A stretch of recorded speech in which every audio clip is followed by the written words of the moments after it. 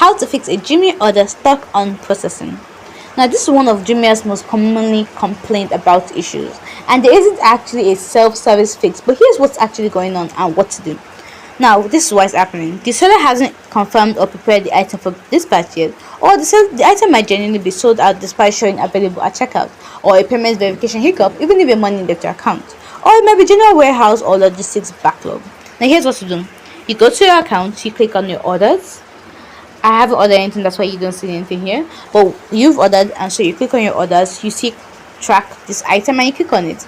But also please give it a reasonable window first. Well, if the status hasn't moved in a few days, don't just keep waiting. You can contact Jumia customer support directly through the in-app live chat. This is faster than email for most users. Here's the live chat right here. Have your order number ready when you reach out. They'll need it to actually investigate, and if it's genuinely stuck for an extended period with zero movement, especially ask for an update or cancellation with refund. Don't just ask what's happening. Ask them to resolve it one way or the other. But here's the thing, based on long-running complaints going back years, processing getting stuck for many days isn't rare, and Jumia doesn't have a public self-service tool to force it forward. You genuinely have to escalate to support.